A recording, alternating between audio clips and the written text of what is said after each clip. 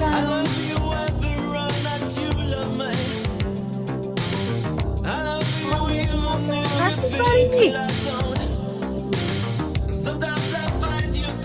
I need to see more movement. Come on, y'all. Let's go. Let's get some groove on. Come on. Go, Tris. Dance party. Go.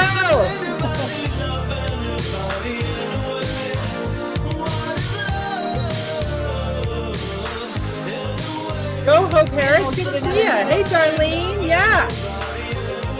We've had over 1,000 people registered to this call. We are so excited to have you all here.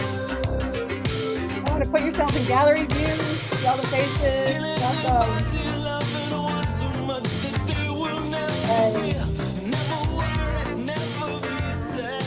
All right, I'm going to bring the music down. Welcome, welcome. There's still maybe some people coming in, but we want to use every minute of this hour.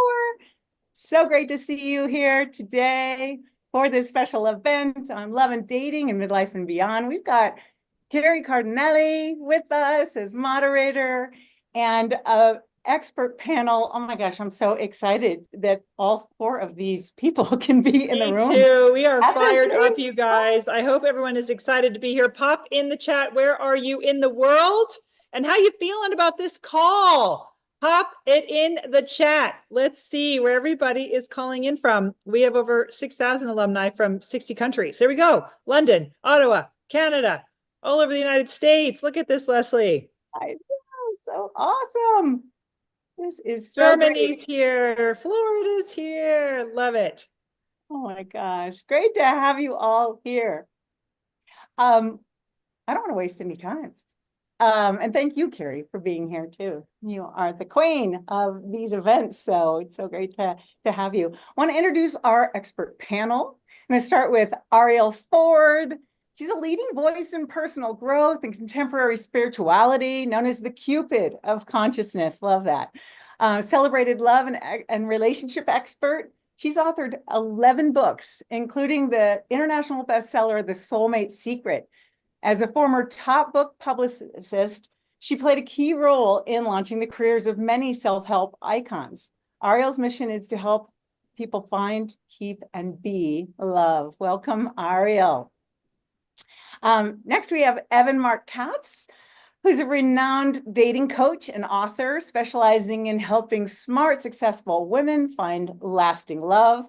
Dubbed the personal trainer for love, he's written several books, including Why He Disappeared and Believe in Love, and created Love You, a signature coaching program that's guided thousands of women towards healthy, fulfilling relationships.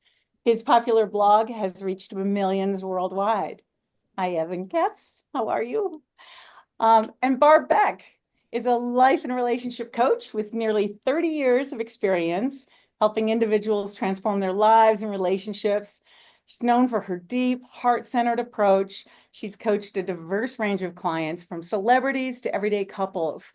Barb's work focuses on self-discovery, personal empowerment, and creating authentic connections. Hi, Barb. Hey. And Ken Page is a psychotherapist, author, and founder of Deeper Dating, an acclaimed approach to finding meaningful relationships. His Psychology Today blog and best-selling book, Deeper Dating, offer profound insights into intimacy, attraction, and self-discovery. Ken has led workshops at Columbia University, the Omega Institute, and beyond, helping thousands find love through authenticity and vulnerability. Thank you, Ken, for being here. Thank you all. You know, what all of our panel has in common as well is you're all MEA alumni. So welcome, welcome. Yay. So glad you're here. I'm going to pop off and hand the mic to you, Kari. All right. Thank you so much, Leslie. Thank you guys all for being here. And for all of you, how many are here for your very first time in the audience? Very first MEA event you've ever done? Give me a Y in the chat. This is your very first rodeo with MEA. Love it. I love it, love it, love it. Look at all the new folks that are here. Welcome. We don't do a normal kind of webinar thing. This is going to be interactive. It's going to be fun. We're going to work with everybody here on the panel and then give you time for questions. Alumni, Come on, make yourself known. Give me an A or alumni in the chat. Very quick story before I jump in with everybody. I was the poster child for love and relationships at MEA. Most of you know my story, but some of you don't. I went to MEA in 2018, getting divorced, life was falling apart, and happened to have a fantastic cohort of people. And after the week was over, one particular cohort and I kept talking and kept talking and kept talking and kept talking. And then pretty soon we thought maybe we should have a date. And then pretty soon he became my beloved and we got married, and Chip Conley married us. And we actually wrote a book taking Maslow's pyramid and applying it to love and relationships. So like, I'm all in on this topic, everybody. I'm so invested in the capacity for us to continue to grow and evolve in love and relationships in midlife. So Nancy, I'm going to grab your question in a little bit, honey. And you just put up by accident? Yeah, I was trying to send some floating hearts like Leslie, and I she's floating hearts. I'm getting all the floating hearts. All right, I love this. So panel, thank you guys all for being here. I'm going to bring all of you back up in a little bit. So I'm going to take Arielle and Barb and Evan off for the moment. And Ken, you and I are going to start together. And we're going to be covering all sorts of topics today, whether you are happily married and want to be happier, you are happily single, want to stay single, you want to date, all the things. So Ken, let's just start broadly about, some of your perspectives that you can share about, is there a way to date that can lead to healthy love and heals your life at the same time, and kick us off here. I would love to. And I'm someone who called myself chronically single. I was single for decades. I was one of these people that really wanted love and just couldn't find it. People would say to me, if you really wanted love, you would find it. But this was not true. I wanted it. I couldn't find it. I actually started a support group for chronically single shrinks. And a lot of us found wonderful relationships. But the heart and soul of my work, which I've been teaching and learning for decades now, has been that your search for love is one of the greatest spiritual and personal growth adventures of your life. And in a couple minutes, I'm going to ask Kari to show a map, but not quite yet. Because the way that we are organized, the self that we are organized around as we search for love, determines the love that we find and the love that we keep, which makes this such a beautiful adventure. And at the heart and soul of this is that the very parts of ourselves that we thought we had to hide in order to find love are the keys to finding love. They're pieces of our soul. They are what I call our core gifts. They're the places where the beating heart of our humanity lies. And they're parts of ourselves that are scary to show, but they are where our magic lives. And this is a corollary for life, because as we date and as we live our lives, that existential choice to lead with our soul is the choice that changes everything in our life.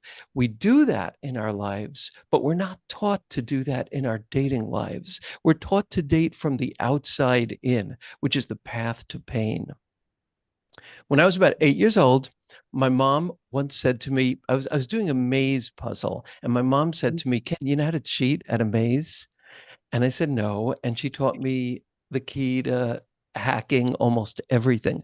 She said, "Don't start from the outside where you hit all the blocks. Take your pencil, put it in the center, and then you'll instantly know how to find your path." That's the way to find love. And so I'm going to offer you a map now, a concrete map that I want to present as an invitation for a soul journey that not only helps you heal your heart and your life, but leads you so much more directly to love, and is what led me to the love that I have now, my wonderful, wonderful husband. And that's another piece, being gay and growing up in this world and having to kind of claim who I am, that mirrors that same coming out journey that every one of us needs to take, that is a journey that I celebrate. So Kari, if you wouldn't mind just pulling up that map for a moment. So this is from my book, Deeper Dating, and this tiny little map captures the whole journey. At the center, the closer you get to the center, the closer you get to your core gifts, the places where you feel both the most joy, the most aliveness, the most humanity, but also the most pain. When you can hold what you're experiencing with a sense of dignity and love, with what I call cupped hands, like if you even take your hands and you like hold them as if you were holding a baby bird in your hands. When we can hold the center of our being in that way, we are illumined. And when we do that, we become organized around radical self-honoring. Our insides begin to relax. We emanate who we are. And that is where we find healthy love, because we're organized around our authentic self. But is that easy to do? God, no, it's a life work.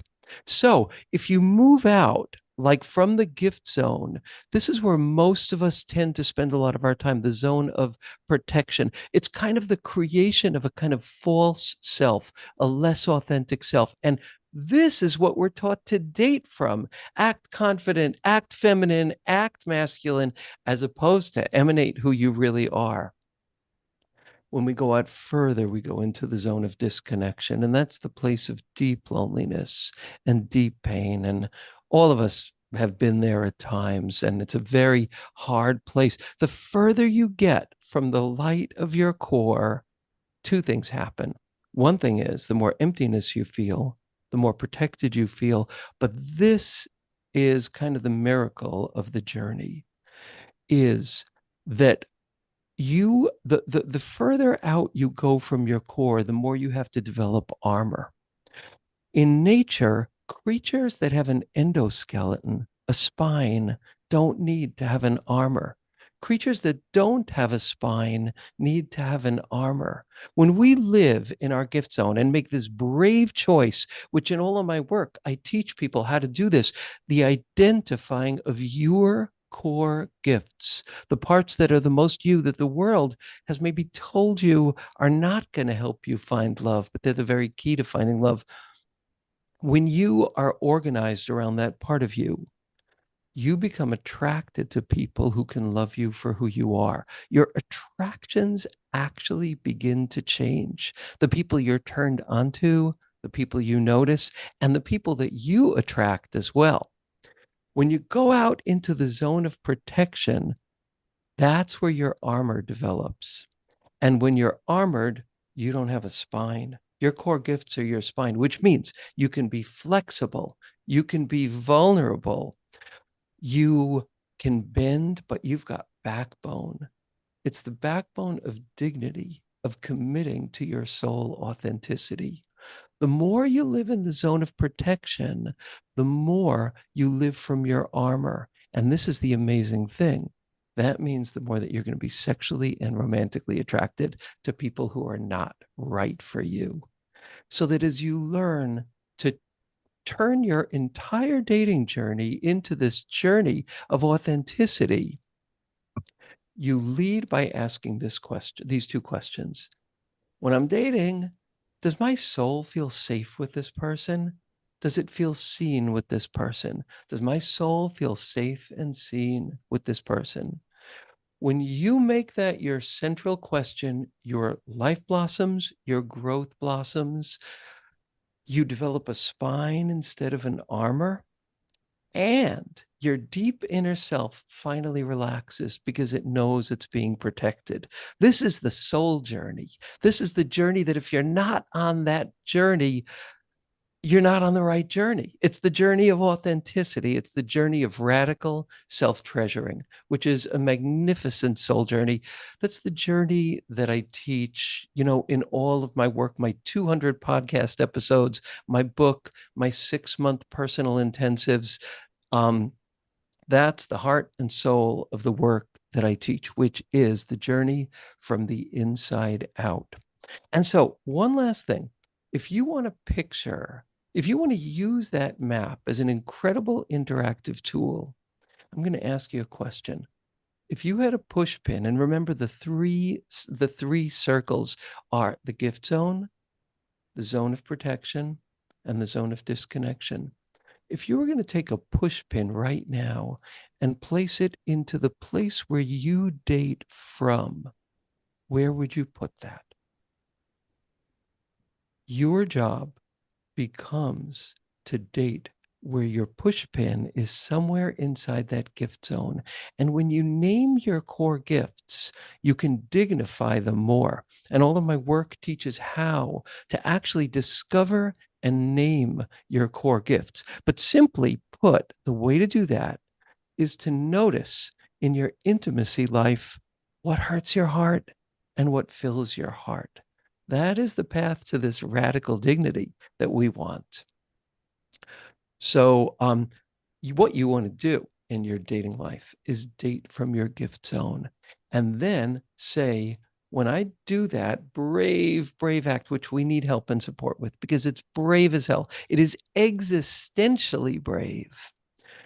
When I do that, with whom does my soul feel safe and seen?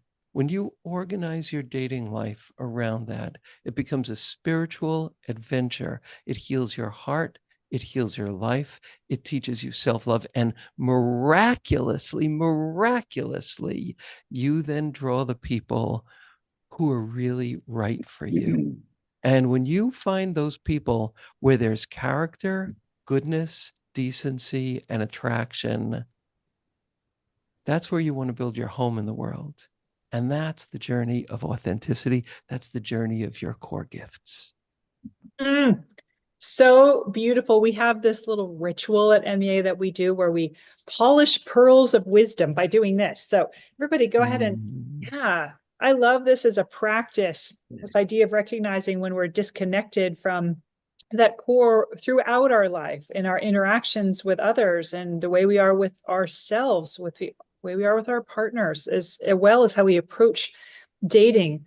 So beautiful, Ken. That was gorgeous. Thank you. I'm going to bring you back up. So as you're listening to everybody, we're going to have time for a Q&A in a little while. So if you have questions for Ken, we're going to have time for you to ask that as we get going. And we're going to start weaving everybody's messages here together in the most gorgeous tapestry. So thank you, Ken, so much for kicking us off with that beautiful start. And Arielle, let's bring you up. Boy, man, I bought your book back in the day when I was looking for love. I was an avid fan and still am of the incredible thought leadership that you've held for such a long time around this concept of a soulmate, of finding higher love, resonating what that means. And I think there's nobody better than you to just take us down to the very fundamentals, no matter where we are in our life, partnered or not. What is love? Arielle, tell me. Well, so in the Sanskrit language, there are, let me see, how many? 96 words for love. And in Greek, there are 7. But us poor people speak English, we only have 1. And what I discovered along the way is most people, when they think of love, they think of feelings and the state of being in love, which I like to call the socially acceptable form of insanity, because it's your brain on drugs, right? It's your brain on adrenaline and dopamine and serotonin and all kinds of feel-good stuff. But it is not love. If you're choosing somebody based on this really great drug high, chances are when it wears off, and it does, and it will, you're going to be disappointed. And so I believe that love is first and foremost, it's a behavior. It's a choice. It's a decision. It's an action. It's a way of being. And it's the juiciest part of life. But especially at midlife and beyond, we need to start looking for love from a place of heart and values, as opposed to, well, how do you know you love him? Or how do you know you love her? Oh, I just feel it, right? And that's just not going to get you where you want to go. So my strongest belief is that love is a behavior, and that everything Ken said was really all that needs to be said. So Ken, thank you. And we need to start choosing people based on so many other things. Like, is this a person I want to spend my life with? Do I want to grow old with them? Do I want to live with them 24/7? Or would I like to see them 3 times a week? I'll tell you a really quick story. My stepmother, after my father had died, called and said, I'm ready for another relationship. She said, I've been divorced. Now I've been widowed. I'm only 54. This was quite a while ago. And she said, I know what I want. I said, okay, Judy, what do you want? She said, I want a man that I get along great with, that I can see on Tuesday nights and weekends. We won't live together. We will not merge our money. And every year we will go to Israel for 2 weeks to volunteer at a kibbutz. And I said, okay, just tell me why. She said, well, I'm very busy. I've got children, I've got grandchildren, I've got choir practice. I'm a Mensa member. I'm an international Scrabble player. I've got a busy life and I want a partner, but I don't want to be responsible for their whole life. Sure enough, she manifested this guy, Seth. And for the last 25 years, they have dinner on Tuesday nights.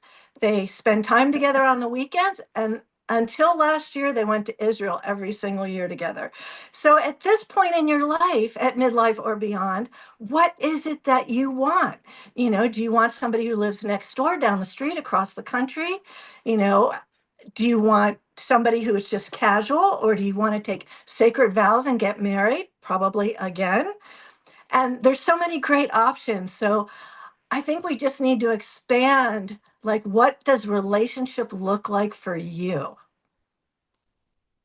So freeing. Everybody pop in the chat. How does it feel to hear Arielle say that, kind of relaying the landscape of what this could look like? Pop in the chat. How does that feel, hearing that? Feels great, Martha says.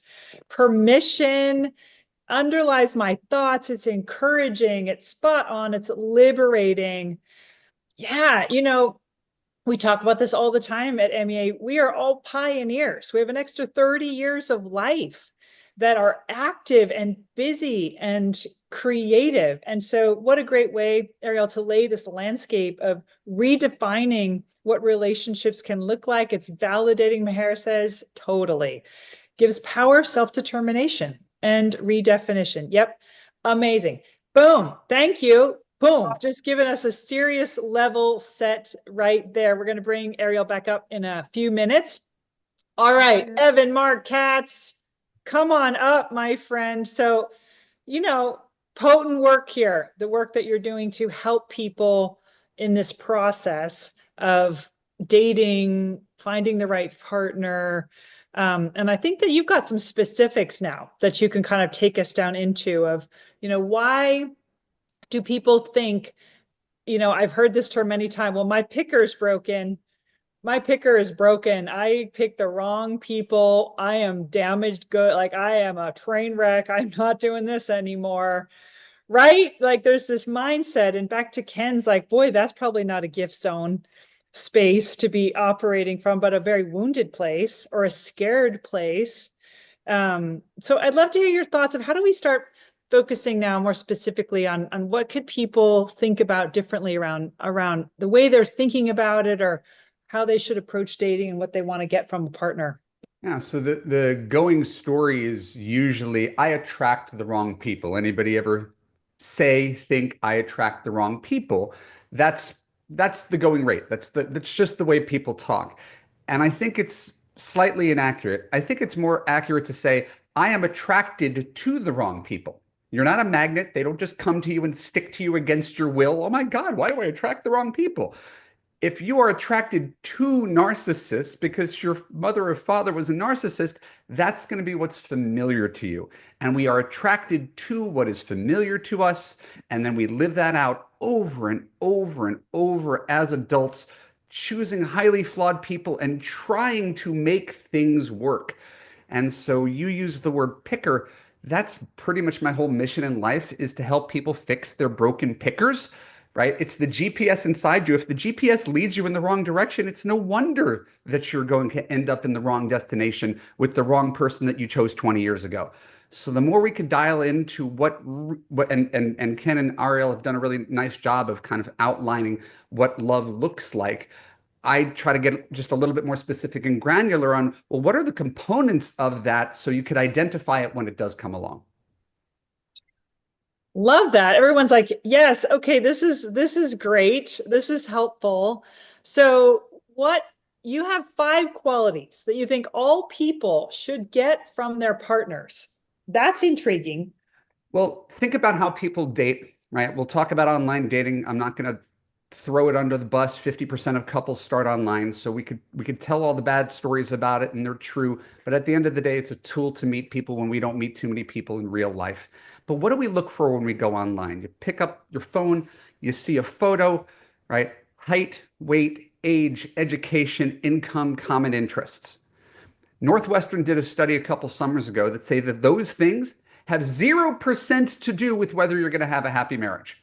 Right? That is what you're attracted to because it's familiar. I want the opposite sex version of me, but better and without my flaws. That's what I'm looking for.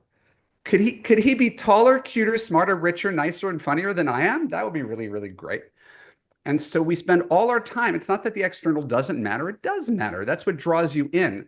But everybody's had a relationship with someone who's handsome, but was a jerk, or was rich, but was a workaholic, or was smart, but was arrogant and dismissive. We've all had those experiences. So the qualities that you need to have is not what you see on a dating app, and that's how we date. So we got to pay attention to how someone shows up over time. We're looking for character. And again, these are things that have been said here previously.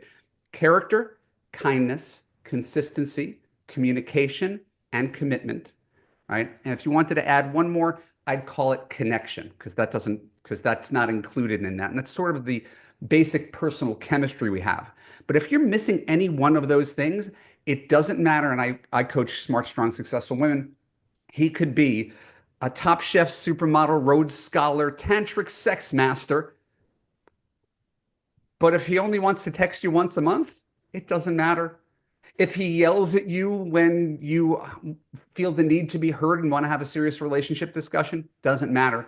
So you need to have these basic needs met. Any one of them will undermine your relationship. And these are not the things that people are looking for when they're dating. Everyone loved that, right? Can you say those 5 things one more time for everybody? So I saw everyone's like, where did this one? Leslie's got it in the chat. I call them the 5 C's. It doesn't exactly work, but I don't care. Character, kindness, consistency, communication, commitment, and connection. You know, and I love taking it back to Ken, that this is also qualities we want to embody ourselves, right? And that's what will create this capacity to have a relationship that is based upon those fundamentals. That's correct. And so what happens is you're going to find someone who gives you these qualities. And then what you're going to do is you're going to say, I could do better. You will have gone your whole life, right? You'd suffer from 2 15-year terrible marriages, and then you finally find the guy who gives you care. He's so sweet. He's so generous. He listens to me. He takes care of me. I wish he was a little taller. I wish he was a little more masculine energy. I wish he made a little bit more money. God, I wish he made a little bit more money. We could do nicer things. So you're going to find the person who gives you all of those things, and you're going to dissect that person like a lab rat. That's what people do. Right? What we're losing sight of is the fact that someone has to put up with us and our flaws too. That's the reason that you keep them. I spent my whole life looking for a laundry list of people. The thing that made my wife stick, and we've been together for 17 years now, she was the first person who ever accepted me as I was. Everybody else says, I love you, but here's all the things I don't like about you and I want to change. I found one person who accepted me and I held on for dear life. So in a good relationship, and again, Ken got there first, which I said, I'm not surprising. You moved him first. But these are the emotions that we need to feel in a relationship. Women in particular, safe, heard, and understood. Not just temporarily. Everybody has the illusion of that. That happens for like a month. Oh, there was the time that we were really great. No. On a consistent basis, do I feel safe, heard, and understood? Because if you don't, you're not going to have a happy marriage, no matter how great you guys are on paper. And then in the big Venn diagram, I think men need to feel accepted, appreciated, and admired. And most men don't feel that in their marriages either. So it's not that it's one or the other. We don't want to do this sort of gender binary type thing. But if we could find accepted, appreciated, admired, and safe, heard, and understood, now we're talking about a healthy relationship that feels easy. And if you're listening right now and you've never had a relationship that felt easy, relationships are difficult, we need to completely redefine what's available to you. Good relationships are easy. They don't take work. They take effort. Like watering a garden takes effort, but it's not work. If your relationship takes that much work, I would suggest there's probably a better relationship for you.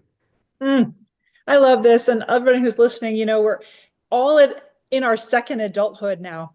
And I think that these are qualities that are a much higher value because we have been around the block and kind of been through those early rounds of picking those that are not such a good fit. So Evan, that was a great, great foundation. Thank you so much for that. We'll bring you back up in a few minutes. Barb Beck, bringing you up here to kind of round out our panel conversations. So let's talk for a minute about those who are in marriages. We haven't had a chance to go there. We're talking a little bit about what is love, how to be in a relationship, how to reapproach dating. There's folks here who may be in all sorts of examples of happy, unhappy, in between, stale, whatever marriages of any lengths of time, new marriages. It's a whole new ballgame now. So I'd love to hear you kind of talk a little bit about that. You do a lot of work on helping people think about what to focus on when a marriage is struggling. It might be something different than what we think. So why don't we start there with those who are in relationships that they're not feeling that kind of easy bliss soulmate thing right now? Yeah. Thank you. God, what everybody has said is just so right on. I hope everybody's taking notes and getting their questions ready because it's just so important. I have a couple of things that I really want to share that are important around dating, but I want to talk, just like you said, Kari, I want to talk to the people right now that are like, well, that's great.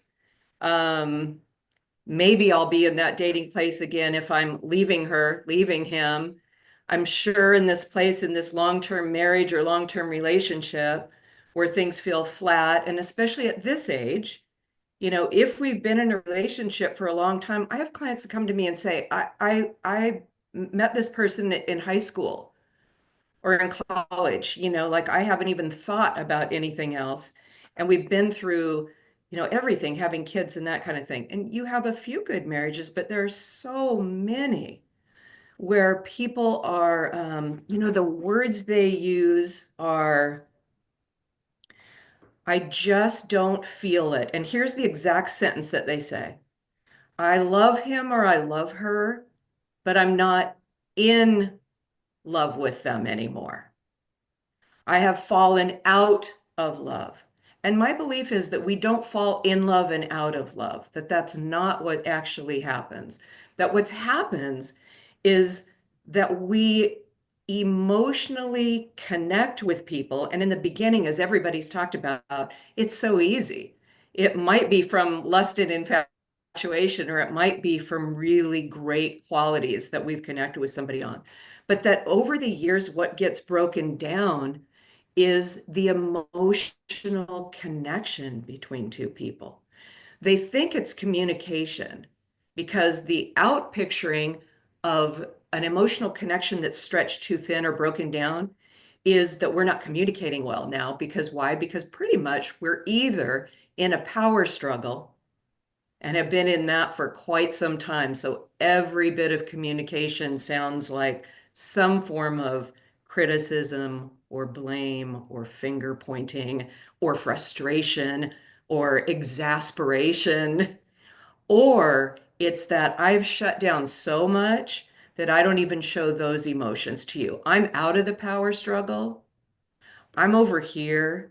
Things feel dry. And when people come to me, I just got a new client last week, they say that same thing. I don't know if I've fallen out of love or not. And he's a nice person. She's a nice person. but is this how I want to live the rest of my years? And it is heartbreaking to me because I know what that feels like when that emotional connection gets stretched too thin. It can start when we're just a young couple with kids and lives and jobs and that kind of thing, and suddenly, that emotional connection, ooh, it's just getting stretched thin. And so we need to work on ways to keep connecting, that kind of thing. When that's gone on for a really long time in a long-term relationship or a marriage, and it hasn't, I think most people try to address it, but they don't know what's going on. They end up trying to have conversations around it, and those conversations end up as arguments and blame. You're not, many of you have said this tonight, you're not the same. It's not the same. It doesn't feel the same. And when we're on the defensive, we can't hear what the other person and what's really going on, and we shut down. So they usually, people end up in one of those two places, either deep in that power struggle or completely disengaged. They actually let that emotional connection just completely die out. And so when I say that's what's to focus on, I worked for Save the Marriage for a while with a fabulous psychologist, and it was marriage crisis. Lots of affairs, lots of stuff. Divorce papers slapped on a dining room table in the morning, that kind of thing. The place to start is not try to communicate better because you don't know how to do that. The place to start is to realize that it's the emotional connection that we no longer have. And that connection, and we can, maybe somebody's got a question later. When I say that, emotional connection means that, remember that feeling that you have in the beginning? Think of anyone that you've had that feeling with. That bond, that sense of, I have your back and you have mine. We're in this together. We don't necessarily view things the same, but we are connected. Work on focusing on that first, because we've got to get that sense of connection back through simply changing what we're doing to be lighter, more playful, to do some things together, not call them date nights, not that. Those are fine if you want to do that. But simple little things when you're struggling and feeling very flat with a partner, simple little things like keeping your energy up and higher and saying, hey, you want to go for a little hike today? And maybe we could go to that coffee shop that we love. Hey, I thought maybe we could go to a movie. We haven't been to an actual real life movie in a while. Shall we do that? And just to start to try to be a little more affectionate, building any kind of connection back in that way, so that at that point, if we do that, why I say stop talking about the relationship. When we're talking about the relationship, we're talking about the pain in it. We're talking about what's not working. And if we're in that power struggle, we're really not able to have that conversation. If we can get any kind of connection or bond or sense of being a we back, we then can begin to move forward on, communicating in a different way, asking, and again, then working on a relationship vision. It's the relationship vision that we've lost in the beginning. Think how much we dream about what we want the relationship to look like and how much we talk about it. It's time at this age. It is time for a damn new, fresh relationship vision. So that's for my long-termers out there. So good. This is amazing. I love that we're able to cover kind of this broad spectrum. I'm going to bring the whole panel up and open it up for questions. And as I'm bringing everyone up, Barbara, I'm going to have you just comment a little bit about a mindset for dating. So if you could kind of just pop that in a little bit while I'm bringing up the panel. And for all of you guys, this is going to start going fast. If you want to ask a question, you're going to want to go down to the reactions button down at the bottom. Feel free to pop in some emojis like Justine just did, which is so much fun. And then below that is the raise your hand. So we'll cue everybody up. When you do ask a question, try to be succinct. Don't tell us your whole dating story, because then we would need 4 more hours. So just a focused question for whoever's on the panel. Okay, Barb, talk to us about mindset while I bring up the panel, and then we'll start with our questions. Sounds great. Hey, you guys, all of you daters, write this down. Write it down in your journal, write it down somewhere in the chat, write it down.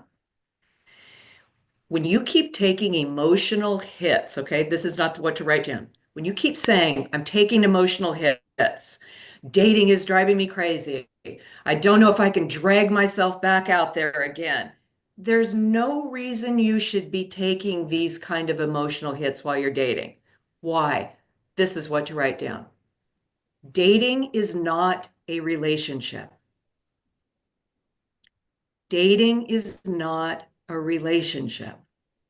What happens, and more often with women than men, but a lot of my male clients do this, we get so excited to get back out there. And after the first date or two, we decide this is going well. I mean, I don't know, maybe this could be my person. And intellectually, we'll say, I know I need to still get to know the person. But internally and emotionally, we're already saying, oh my God, this could be it, this could be it. And we start interacting with the person as if we're in a relationship. Every morning, good morning, a text, all of the things that we're doing, that we're pretending that we are in a relationship. Well, what happens that we know? So many times when we're dating, it takes the sixth date or a couple of months to really keep getting to know somebody and realize, ooh, I'm not sure this is actually my person. Well, instead of just having that be whatever it might be, a disappointment or whatever, whether you decided or somebody has said, I don't think that we could continue. Guess what it feels like, you guys? A breakup. There was no reason for this to feel like a breakup. You weren't in a relationship.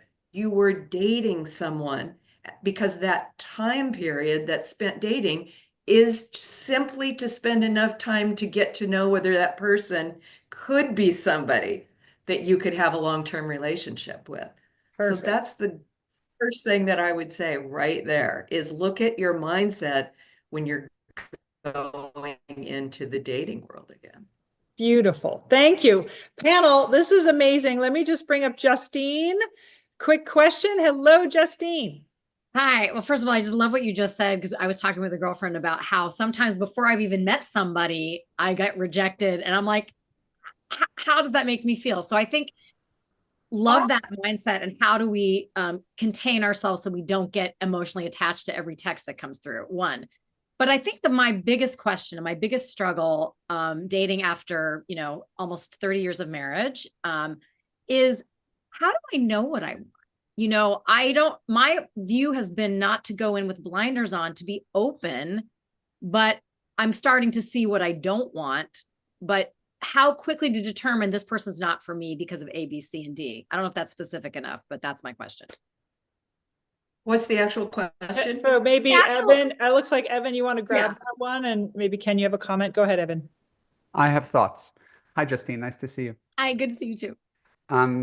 So I want to pick up on what Barb was saying, right, about early phase dating and how we tend to get ahead of ourselves.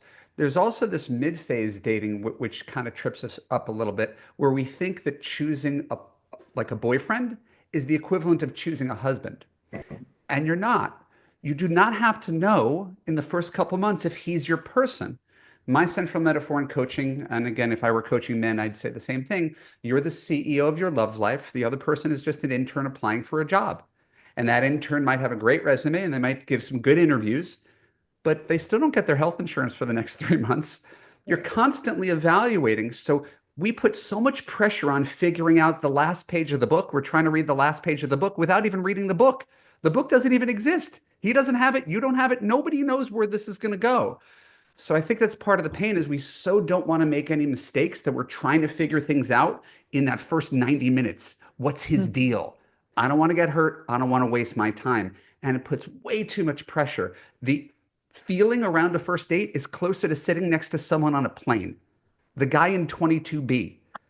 Business or pleasure? What book are you reading? Right? You're never thinking whether the guy in 22B is your soulmate or not. There's no pressure, so you have a really great conversation with him. the more we could treat dating as if it's just people instead of this high pressure situation, the more you're going to enjoy it and the more people are going to enjoy you. Perfect. Thank you, Justine. That was an awesome answer.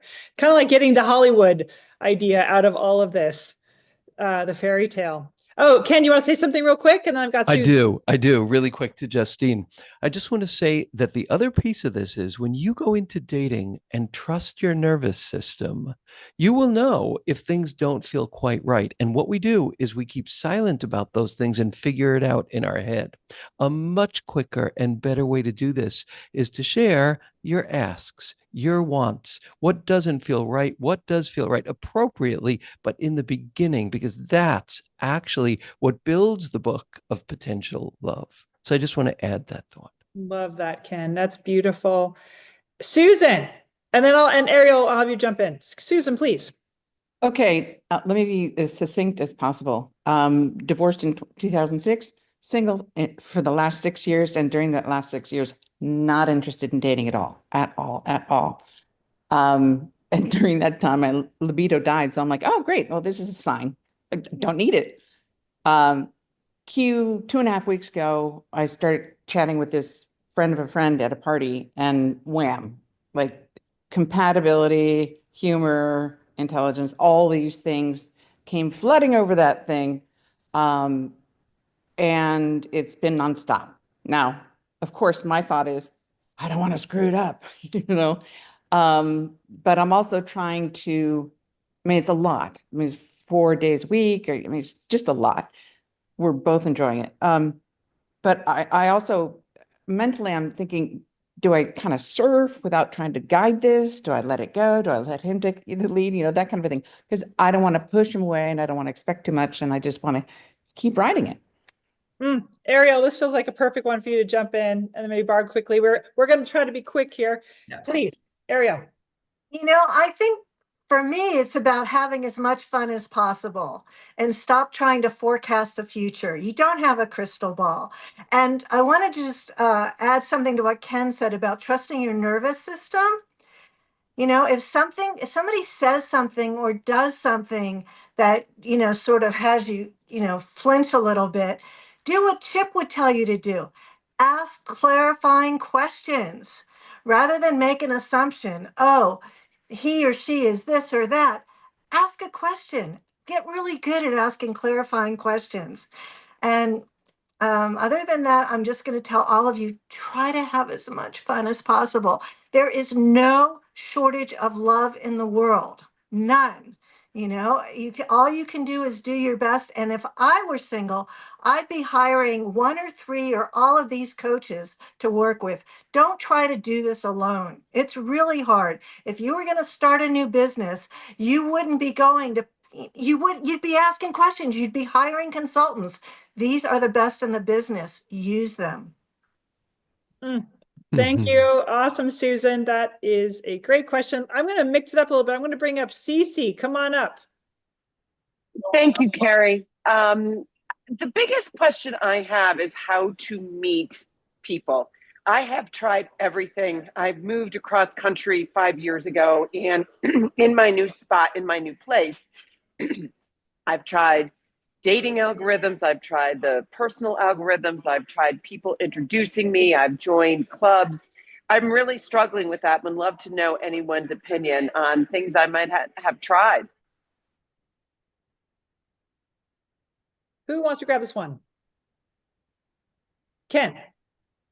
So in my decades as a psychotherapist, in my own personal life, this is the thing that I have found is the way that people are most likely to find love outside of online dating, which is its own entity. And that is going to events with people of the gender or genders that interest you, who share your values, particularly kind of heart-centered events, because intellectual events, it's just not as successful usually. Heart-centered events with people who share your values and passions, and then practice bravery and connection. That is simply the speediest path I know. I love that. Go ahead, Barb. That's the one, Ken, right there. It's really important what you're saying. Practice, practice, practice connection and openness at events. And I'm not joking. I've had 3 people now meet somebody in the grocery store.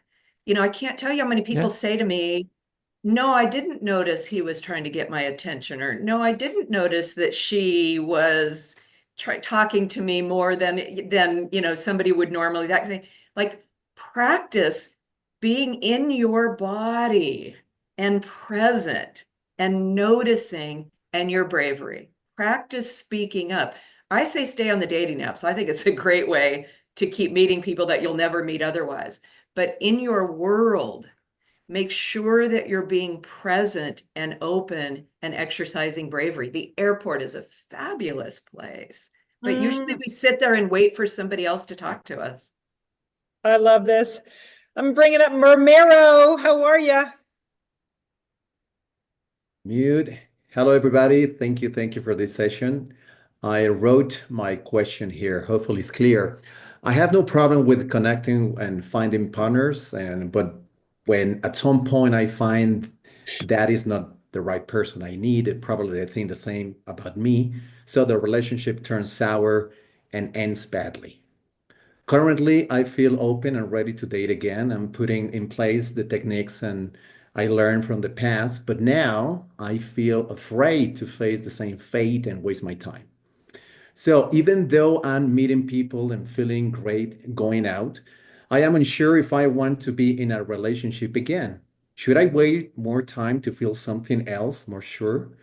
Or should I be brave enough to share my situation and feelings with her or whoever I'm dating up front? Ooh. Arielle, take this one. Well, I actually believe that you should spill your guts immediately. If you've got a core issue, you know, I would leave with that. I would just tell somebody up front, here's what's happening with me. You know, in my fantasy world, I would like to have a long-term committed monogamous relationship, whatever it is for you. And I'm in a place in my life where I've blown it so many times that I'm really concerned and worried about it. And I just thought I'd get that off my chest. That's what I would do. I don't know what anybody else thinks, but I think, you know, leading with a lot of vulnerability will open a big conversation. I would add exactly that. Look at, you've heard Ken talk about that next zone of protection. You've had Arielle just say that, you know, look at any ways that the fear, the mistrust, the I'm not sure I want to do this again, it starts to form as walls of protection, and you don't want those to get up so high. The way I know for myself to break down walls of protection is telling the truth and authenticity and doing it right out of the gates. But I will say, while you're working on that protection, while you're working on letting go of those fears and that protection, but I'd share them. There we go. All right, we've all heard of speed dating. We're going into speed round. 1 minute per person. Betsy, come on. Thanks. So I was married 31 years, divorced in 2018, and just feeling ready and good enough about me and I would guess my gift center that I want to start dating. I haven't dated in 40 years. So not only am I scared and have no idea where to start, so love the idea about, you know, going to a place where my passion is, but like, what's changed? Like, I haven't dated in 40 years. How's this supposed to work now? Evan, like, this is definitely an Evan Mark Katz question. Go, buddy. Yeah, I mean, people don't think of dating as a skill set, but it is. So when we're here at Modern Elder and we have all these workshops on transitions, right? Going from one career to another, opening up a new chapter in life, there's a whole skill set around dating and there's a plan. So you don't have to know everything right where you're going. You just have to know someone who knows what they're doing. And so again, it's not about me or anybody else here. It's understanding that it's a bunch of small steps towards a larger goal. And right now, when you're starting to date, it seems really overwhelming. It's all new, but that makes perfect sense. You've got a very weak muscle compared to your career muscle, I'm assuming. So you've spent 40 years developing this one is atrophied. And so how do we kind of strengthen this muscle slowly so that you don't end up getting hurt? And that's follow people online, talk to experts. You don't have to know everything. I wouldn't know how to do your job. Beautiful. Kari, super quick, just want to add something if I could. So this is your first time in 40 years that you are ready to date. That means that something is blossoming inside of you. That means that something powerful has happened and shifted. That is beautiful, important. Put your finger on what that is, because that is evolution. And that means your experience now will be different. But I just want to point out the amazingness of that. Thank you. Gorgeous. Oh my God, you guys are so amazing. Okay, Bobby Chapman, speed dating, speed Q&A. Hi, friend. Hey, how are you? This will be news for you. I actually did meet a guy on a plane, and we are dating, and it's everything that I put out there, and I told him I want a long distance relationship. I want somebody I can dip in and out of it. So I'm in the middle of it, but listening to you all talk, the question is, Barb, you said dating is not a relationship. And my question is, define the relationship. And I guess I'm asking for me, I think there's a possibility of redefining relationship that doesn't have to be the normal live together, or even it can be whatever we end up creating. And he's pretty open to that.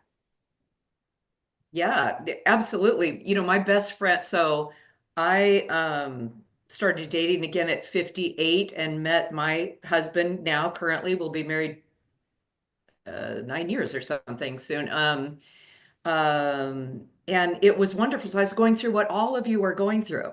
And we ended up getting married. My best friend started dating at the same time. And she was like Kari said, I don't want to get married. I don't want to do this. I want to have Tuesday nights and, weekends and like somebody else shared. And she's like, is that okay?